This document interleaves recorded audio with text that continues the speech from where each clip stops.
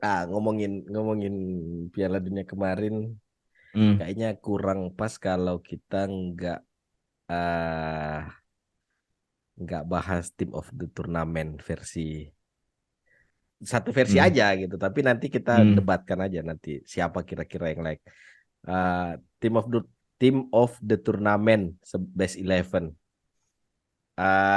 Formasinya karena kemarin di turnamen itu kebanyakan pakai formasi 4-4-2 atau 4-1-4-1, empat empat Hmm. empat empat dua asimetris. Jadi kita pakai 4-4-2. Sebelum masuk ke situ ya, aku yang agak menggelitik tim of turnamen beberapa media kayak Sky Sport Heeh. itu gimana ya? Yang ada Harry Maguire. Bisa-bisanya ada Harry Maguire di situ. Iya. Pemain titipan memang ini. Terlalu Kemudian bias di memang media Inggris ini. iya di Sky Sport itu ada Maguire, sedangkan versinya Sky Sport, eh dari The Mirror The Mirror. itu ada Johnston. Ya terlalu bias memang media Inggris itu. Untung manajernya bukan Gareth Southgate. Jadi kita bikin Team of Ya. the Tournament, Best 11 sama Hmm. manajer, Hmm. formasinya 4-4-2. Hmm. Let's go. Ya. Di penjaga gawang, apakah cuma dua nama ini si Loris Loris sih aku Martinez? Aku enggak juga nggak banget masuk sih. kalau Loris. Aku juga Enggak. nggak masuk. Aku mungkin Bono sama si Martinez. Aku malah antara Martis dengan Livakovic. Livakovic juga bisa sih. Livakovic juga Hmm. iya. Karena kalau dilihat dari ya, Bono itu naik namanya karena proses penalti itu. Iya iya iya Itu iya doang. iya Ya iya kan? iya iya. Iya. Bahkan Eh, bahkan se- yang lawan lawan Kroasia kemarin dia sempat blunder loh, ah, hampir hampir iya, masuk gitu kan? Iya. iya. Antara antara Livakovic sama Martinez. Hmm. Kalau Kemarin apa? kalau dari di luar dari itu memang udah nggak ada lagi ya. Udah nggak ada lagi kayaknya. Kayak aku tadinya mikir Ian Sommer tapi kebobolan parah. Ah, Eh, memang iya memang lagi jelek. yang kipernya Portugal juga kayaknya nggak menonjol Diogo banget. Costa. Iya cuma hype-nya aja itu. Iya. Ah, kipernya Spanyol lah, iya apalagi. Kalau aku, iya Livakovic ya, Hmm. Martinez, nggak bisa. Iya sebenarnya ya karena dia dia menjadi kiper terbaik juga, kemudian dia Hmm, bisa tampil gemilang di adu penalti lawan Belanda, kemudian hmm, lawan Prancis gitu. Prancis. Memang Hmm, agak sulit ya mencari celah kenapa bukan dia gitu. hmm. Satu-satunya mungkin yang eh, bikin dia agak sedikit tersingkir kalau misalnya ada nama lain yang muncul seperti Attitude-nya, Livakovic, attitude-nya sih yang nggak banget sih, iya. Aku juga ya kan? terlepas dari semua itu attitude-nya memang kacau orang itu. Hmm. Hmm. Cuman ya kembali lagi katanya kan kalau menang bebas mau ngapain aja. Iya, tapi nggak gitu juga sih. Kalau ya Iya. gimana bos? Aku sih Ak- yang paling anu yang kayak kayak gimana ya? Ah ini pemain kayaknya nggak bakalan lama gitu kan. Mm-mm. Pas yang mereka parade kemudian Ada gendong Mbappe. Mbappe-nya itu. Jadi Mm. kemudian yang dia gestur yang kurang bagus pada saat Yang dia pas terima glove, Golden Glove. iya Golden Glove itu kan, yang Mm-mm. alasannya bilang dia dibu sama pemain Prancis. Ya. Seolah-olah dia dia salah satu-satunya pemain yang pernah dibu gitu. Mm-mm. Mm-mm. Jadi Mm-mm. eh ya gimana ya? Ya personalitinya sih yang jadi pembeda. Cuman aku juga nggak terlalu setuju dengan yang bilang ah habis Piala Dunia paling tetap akan di Aston Villa gitu kan. Ya. Ya kita nggak tahu nih nanti bagaimana, siapa tahu Bayern Munchen kebetulan Neuer juga udah ujur kan, sudah Mm-mm. nggak muda lagi gitu. Mm-mm. Ya dari kualitas kita bisa lihat di sepanjang turnamen ini sebenarnya kalau Emi Martinez itu punya kualitas gitu, nggak yang eh, yang kebetulan aja karena di Aston Villa pun beberapa kali dia melakukan penyelamatan tendangan penalti. Jadi Mm-mm. secara kualitas sih nggak diragukan, cuman dari attitude aja sih. Iya, Emiliano Martinez itu sebenarnya eh, mukanya lebih tua dari umur aslinya. Mukanya tuh kayak kiper 40 tahun loh. Padahal aslinya Iya baru iya. masih 30. Tapi aku sepakat sama attitude-nya itu, memang itu yang cacatnya, bukan cacat sih, minusnya dia di situ. Tapi dari segi cywar dan Hmm. ketenangan di adu penalti itu memang Emiliano Martinez ini parah banget sih, perang Hmm. mentalnya ke kayak ke Prancis kemarin lah, yang Hmm. dia pas si Muani atau si Cuman iya, cuman itu. Tchouaméni atau Thuram yang dia bola dilempar gitu kan, terus diambil Iya, sendiri gitu, itu kan cuman menunjukkan ini. banget kalau dia tuh ya, otoritasku di sini, aku ini area aku gitu, jadi kamu nggak Hmm. bisa ngapa-ngapain. Dan itu ya, terlepas dari segala kontroversinya, ya memang layak sih si Martinez jadi tim of the tournament Selama gitu. di lapangan dia gimmicknya seperti itu kayaknya nggak sah-sah aja sih ya. Cuman Iya, kalau di lapangan eh, iya sah-sah aja, terlalu over kalau misalnya setelah udah di luar lapangan pun baru kayak dibawa gitu, lagi gitu. Iya, iya. tingkahnya jadi kurang cocok aja. Iya, tapi katanya juga ada yang ngomong, eh, kenapa katanya Argentina, Emiliano Martinez dan beberapa pemain lain itu, eh tapi nggak tahu ya ini benar atau enggak. Cuma yang aku baca seperti itu. Jadi katanya karena Hmm. Argentina ini kan negara yang agak ya konservatif gitu kan. Nah, si Prancis ini kebalikannya. Iya, iya, Jadi iya, iya. katanya ini sebagai bentuk ejekan, kalau ya itulah, kita nggak usah sebut, nah, karena nanti kita kita yang di cancel. Ah. Itu katanya sih gitu. Tapi itulah nanti kalau misalnya Martinez ini ketemu sama Pak Ustaz, dibilang jangan takabur, masih panjang karirmu kan. Gitu. Ketemunya Pak Ustaz ini lagi, siapa, yang Ustaz milenial itu loh, siapa sih namanya? Hilmi siapa? Oh, Enggak, anu, anu siapa lagi? Jafar, Iya, iya, iya, iya, iya, iya, iya, iya. Betul. Habib Habib Jafar. Jafar ya. Eh. Anu golongan tersesat apakah? Eh, Oke, Martinez di penjaga gawang. Ya, Duo center back. dua Maguire center nggak back. mungkin lah. Nggak mungkin. Nggak mungkin. Yang pertama masuk sih Gvardiol ya. Gvardiol. Oke, kita sepakat kan? Hmm, No debat kalau itu literally no debat. ya. Gvardiol ini sebenarnya kalau dari apa ya? Kalau kita lihat dari proses apa ya? Dari secara tim Kroasia sebenarnya nggak terlalu untuk Piala Dunia kali ini, tapi memang gaya tipikal Kroasia seperti itu. Tapi kalau dilihat dari usianya Gvardiol, kemudian pada Mm-mm. saat in game dia bagaimana, eh, tidak selalu bermain hanya di areanya, kadang dia mau membagi bola sampai ke lapangan tengah gitu kan. Mm-mm. Kemudian dengan tipikalnya dia yang khas, jarang-jarang tuh misalnya pemain kaki kaki kidal tuh yang punya kecepatan seperti dia gitu. Mm-mm. Jadi layak aja sih kayaknya Gvardiol masuk jadi team of turnamen. Yang satunya, siapa yang layak disandingkan sama Gvardiol? Yang satunya agak ini ya 50-50 sebenarnya ya. Apakah Hmm. dari kubunya Prancis atau Prancis ya. Argentina? Oke, oke. Dari Yang jelas Argentina nggak di siapa luar opsinya? apa? Opsinya di Argentina siapa? Otamendi. Ya kalau kita lihat sebenarnya Otamendi sih ya. Otamendi yang paling karena di di di startingnya Argentina itu kayaknya yang selalu berganti itu antara Christian Romero dengan Lisandro Lisandro Martinez. Martinez, iya. Ya kan, sedangkan Otamendi itu selalu fix dia main kan. Cuman Mm-mm. satu nama mungkin yang apa luput karena timnya tersingkir terlebih dahulu. Mm-mm. Sebenarnya nama Thiago Silva aku Mm. apa ya, di usianya dia yang sudah nggak muda, Iya.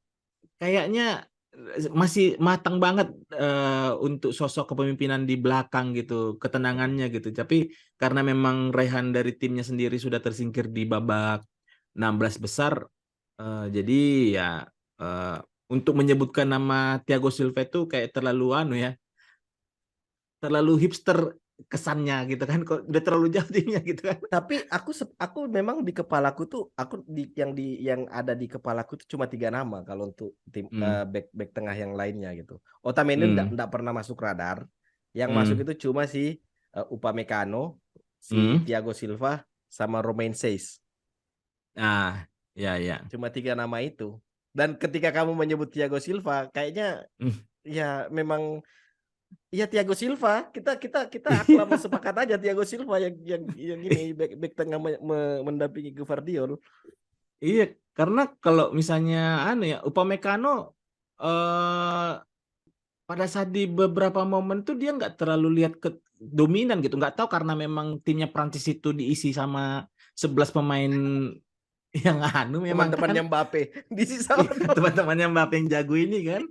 Jadi nggak kelihatan dominan dia gitu. Iya. Sedangkan Thiago Silva tuh pas kalah lawan Kroasia pun dia selalu menjadi orang terakhir yang bikin clearance gitu. Padahal pas Mm-mm. kalau masih masih ingat ya di peluang peluang terakhir Kroasia ada one on one sisa Mm-mm. Thiago Silva gitu bisa digagalkan gitu. Jadi kalau di beberapa media kan nggak ada namanya Thiago Silva gitu. Tapi kalau Mm. misalnya kita sepakat, aku sih Iya, mending Thiago itu Silva memang sih. di kepalaku juga memang Thiago Silva si Upamecano sama Romain Saiz.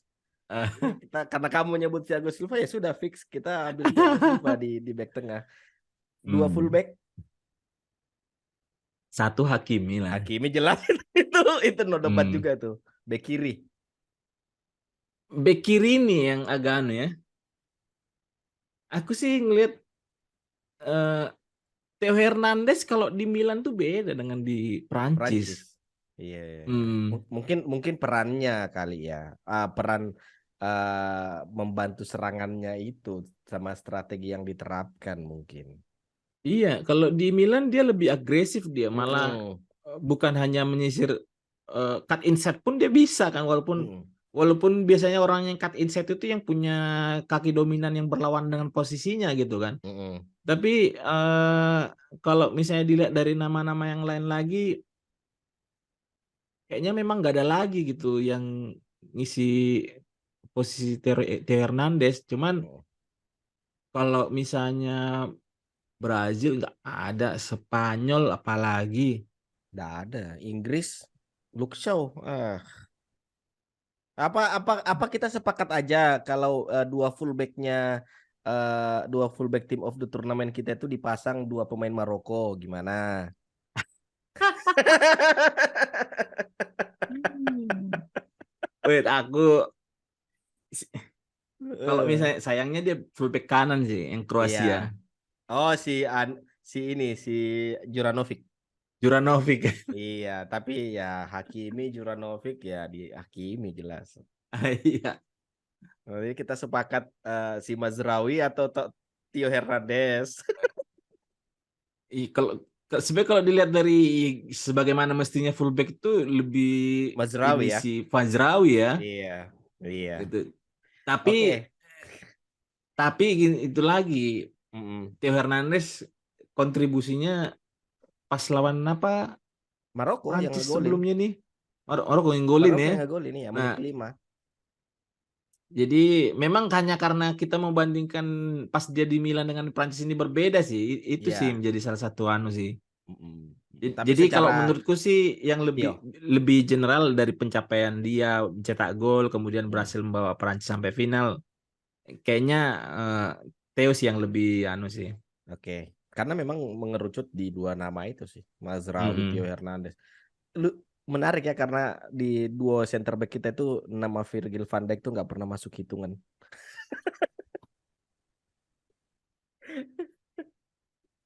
Iya, mereka kalah di 8 besar ya. Argentina. Iya, iya oh iya, 6 Argentina kan? ya 8 besar ya 8 besar. Mm. Mm. Cuman memang Virgil van Dijk ini di satu momen dia jadi seorang Franco Baresi, satu momen dia Harry Maguire, ya kan?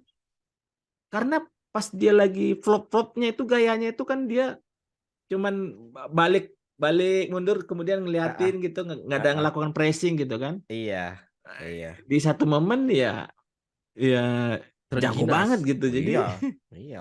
Di satu momen kayak di buff, tapi di momen lain hmm. di nerf. Ternyata sudah di patch. Iya. Kita masuk ke dua gelandang, mau pakai dua gelandang bertahan, satu gelandang bertahan, dua central midfielder, terserah. Ah, Eh, dua gelandang dulu nih. Amrabat satu. Oh iya, berarti Amrabat itu memang pemain nggak kira-kira, covernya nggak kira-kira pemain itu, ya ampun. Ternyata dia itu adiknya Nurdin Amrabat ya, Iya, yang sebelumnya dulu udah pernah main di di Piala Dunia 2014 kalau nggak salah itu. Hmm. Mm-mm.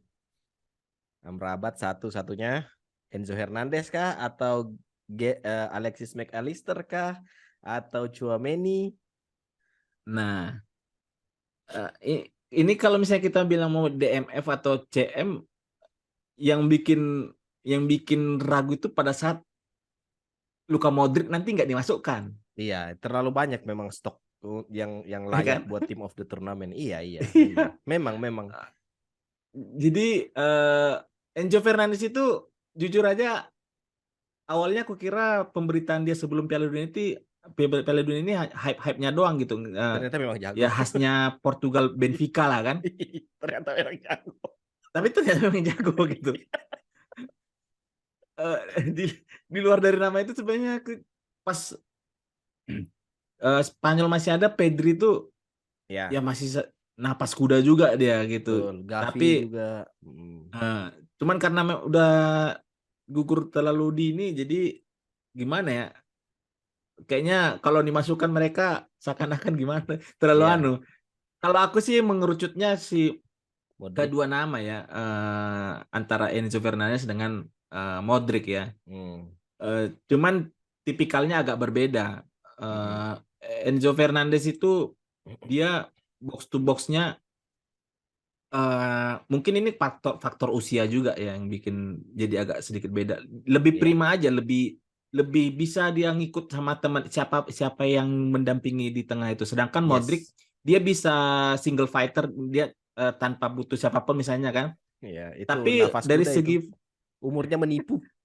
iya, fleksibilitasnya juga masih oke, stamina juga masih oke gitu. Jadi Mm-mm. karena Enzo Fernandez masih muda, dia masih punya banyak waktu untuk membuktikan lebih jago apa enggak gitu. Ah, Jadi ah, ah, ah. Luka Modric sih kayaknya untuk Oke. dimasukkan. Itu no debat juga. Saya nggak ada menyangkal statement itu. Ya memang ya gimana lagi gitu. Luka Modric. Hmm. Oke, berarti tadi kiper Emi Martinez, dua tengahnya back tengahnya si Thiago Silva sama Gvardiol, terus Hmm. fullback si Theo dengan Hakimi, dua Hmm. gelandangnya si Amrabat dengan Modric. Sekarang kita Hmm. pakai wide midfieldernya dua. Siapa coba? Ayo. Ini dia. Apakah Mariadi layak di satu tempat satu posisi itu? Memang kalau lihat dari formasi formasi ini anunya Menguntungkan Mariadi ya. eh mungkin lebih cocok 4-2-3-1 kali ya. 4-2-3-1. Mm-mm. Karena Oke. kalau 4-4-2 Enggak apa-apa, eh, 4-4-2 bisa jadi 4-1-4-1, bisa jadi 4-4-2 hmm, diamond. atau 4-4-2 diamond sih lebih Ya, cocok kan. 4-4-2 diamond aja berarti kita sepakatnya di 4-4-2 Eh, diamond. Berarti benar satu posisinya itu si Amrabat. Nah, pendampingnya Modric eh. ini siapa? Nah, aku nggak tahu antara namanya Griezmann satu, Oke. cuman karena memang ini posisinya nomor 10-nya udah dipegang sama Messi. Mm-mm. Iya, iya, iya, Ah, iya. ya kan? Mm-mm. Yang temannya Modric nanti di sisi yang satunya lagi, eh ya antara Griezmann dengan Mariadi. si anu sih, eh Alvarez itu sebenarnya apa sih posisinya dia? Alvarez itu sebenarnya sama kayak dia sebenarnya dia aslinya striker. Striker ya. Aslinya striker dia. Cuma pada saat yang Hmm. Argentina kemarin itu kan dia lebih di depan daripada Messi gitu. Hmm. Mm-mm. Hmm. Jadi selain nama Griezmann, yang satunya lagi Sofyan Boufal. Di luar dugaan. Oke. Oke, Karena kan si si 442 Diamond Ziyech nggak? yang Ziyech anu nggak? kan. Ziyech nggak Ah, masuk. Ziyech nggak masuk. ah, Ziyech sih kalau bagiku sih nggak masuk sih, karena dia tipikal, kalau misalnya mungkin dilihat heat map-nya dia hanya di satu situ-situ aja tuh, Mm-mm. ya kan? Iya, iya, iya. Dia terlalu terlalu statis dia, Ah, gaya permainannya dia. sementara Buffal, woi kawan lawan lewat. Dia kan trickster dia kan. Nah, gimana dia anu dia. Iya. Eh, Oke. yang bikin Nano Griezmann kan sebenarnya karena dia lebih cocoknya di belakang striker sih sebenarnya. Iya. Cuman nggak tahu kalau kamu gimana ininya. Jadi ya Nama kan yang lain kan mungkin. 4-4-2 diamond, yang satu diamond di Hmm. belakang itu kan si Amrabat. Nah, terus Modric Hmm. di depan. Nah, satu pendampingnya Modric siapa nih? Eh, Jadi nanti nomor 10-nya itu mengerucut. Kalau kalau misalnya hmm. ini posisi ini sulit, kita ambil Hmm. dua strikernya aja dulu. Dua strikernya. Mm-mm. Mbappe jelas, Mbappe satu. Ronaldo. Ini Nano Nano. At- Ya, Mbappe Messi kah? Atau Mbappe Alvarez kah? Atau nah itu dia. Kalau misalnya Alvarez yang jadi temannya Mbappe, nah, berarti sudah pasti Messi yang di belakangnya. iya, iya Tapi betul. kalau misalnya Mbappe sama Messi yang di depan dua, Mm-mm. yang di belakangnya Griezmann Griezmann iya. Mm-mm. gitu. Jadi kalau misalnya dilihat secara keseluruhan sebenarnya Griezmann kemarin flopnya itu pas di final aja Final sih. aja, iya, iya. Itu Iya juga karena dia flop karena ini sih dikunci sih. iya. Iya. Jadi kita sepakat aja di depan dua itu Mbappe sama Messi. Oke, Mbappe Messi di depan dua itu sepakat. Oke, nggak bisa diganggu gugat memang. Nah, yang di belakang itu kalau misalnya mengerucut ke satu nama di nomor 10-nya itu Griezmann, berarti satu posisi Hmm. ini nih yang jadi Hmm. pendampingnya Modric Yang siapa? temannya Modric nih. Iya. Ini kayaknya memang di satu sektor posisi ini eh, kita nggak bisa, meskipun memang Di Maria bisa main sebagai gelandang pengatur juga, tapi itu kalau misalnya dia main sama Griezmann itu kan ketutup tuh posisinya gitu, nggak Hmm. sama-sama ini nggak seimbang. Tapi kalau misalnya kita nyari partner yang bisa diduetkan dengan Modric, ya siapa lagi yang bisa mendampingi Modric selain pemain Argentina? Jadi kayaknya Hmm. mengerucutnya tuh kalau nggak di Rodrigo De Paul, Alexis McAllister, udah dua nama itu aja nih. Karena Asli Alexis McAllister ini gimana ya? eh Dia hampir mirip kayak peran siapa ya? Dia nggak terlalu kayak diperhitungkan tapi menjadi menjadi jembatan antara iya, si De Paul sama Enzo Fernandez, iya, iya. ya kan? Mm-mm. Atau kamu mau atau kita mau nyari wild card satu, ya Sofyan Buffal bisa gitu. Hmm. Tapi Sofyan Buffal ya sama kayak Di Maria, bisa bisa Hmm. ini Harus, cuma harus beda bermain karakter juga. melebar Ah, dia. melebar, iya. Hmm. Atau mau siapa wild gelandangnya Maroko kemarin tengahnya? Maroko si anu si itu si Ounahi. Unahi atau Unahi. Nah, itu juga bisa tuh Unahi. Hmm. Sayang banget Belanda sih tersingkir. Iya, De Jong ya. De Jong sih Harusnya De harusnya. Jong di situ, iya. Hmm. Tapi Cuman tapi kayaknya De nggak Jong apa-apa sih karena sejauh ini dari penampilan De Jong sendiri nggak mengecewakan sih. Cuman hasil dari iya. timnya aja yang anu. Kita mau pakai De Jong. Tapi kalau De Jong yang dipasang itu mengecilkan kontribusi dan prestasi pemain lain gitu yang Iya bermain sih. lebih jauh dari mereka, dari dia. Kalau mau wildcard berarti Unahi, si Alexis McAllister atau Rodrigo De Paul. 3 nama itu aja deh. De Paul ini sebenarnya kalau misalnya dilihat statistiknya, Asli itu kalau mau pemain dibandingkan dengan statistik pemain lain itu, biasa. keras-kerasan tulang kering. Siapa Iya, yang paling keras tulang keringnya dia iya, tuh maju kan. iya. Emang tugasnya kan memang menjaga Messi aja dia itu. Tapi karena ini posisi yang agak mirip juga sebenarnya, ya Enzo Fernandez kayaknya bisa malah jadi temannya Modric ya.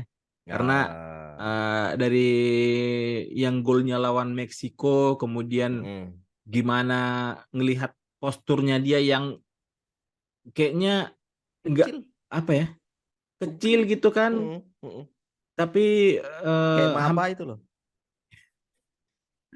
iya, kalau dari segi fisik ya mirip-mirip seperti Pedri sebenarnya. Iya, Cuman bedanya Pedri itu dia lebih ke menyerang. Mirip-mirip kayak Busquets, dia anunya, cara-cara keeping bolanya gitu kan, passing through pass-nya gitu kan. Sedangkan kalau Enzo Fernandez kan khas Amerika Latin banget tuh dia. Jadi kalau menurutku sih kayaknya Enzo Fernandez aja yang jadi temannya si Enzo Modric. Fernandez ya. Iya. Dan apalagi terlebih dia juga jadi player Pemain muda terbaik. Pemain muda terbaik. Oke, sebenarnya tadi aku mau masukin Unahi. Tapi karena kamu nyebut nama Enzo Fernandez ya gimana? Kayaknya nanti terlalu kalau misalnya pemain Maroko 2 di situ. Iya. Perannya Unahi udah diambil sama Amrabat. Iya. Oke, berarti ini baru tim of turnamen yang ideal, bukan kayak punyanya si Sky Sport sama apa yang satu Mirror. Manajer siapa? Antara Scaloni, Deschamps atau Regragui? Kayaknya di manajer kita berbeda nanti nih. Scaloni aku lihat dia sih memang memikirkan strategi dan pemain itu untuk memenangkan turnamen sih. Karena misalnya pas proses pergantian dia nggak buru-buru tuh, misalnya masukkan ada Dybala gitu kan. Di 3 pertandingan setelah penyisihan grup, Di Maria selalu di bangku cadangkan gitu. Di sisi bek kiri Tagliafico yang kayaknya sudah habis masih tetap dimainkan. Iya. Gitu. Jadi kalau mau lihat dari raihan pencapaian sebenarnya ya Scaloni sih. Cuman kalau mau dilihat dari gimana cara mencapai sampai semifinal gitu sih, siapa yang Maroko? Regragui. Iya. Jadi kamu memilih Regragui ini? Iya. Oke. Sepakat berarti.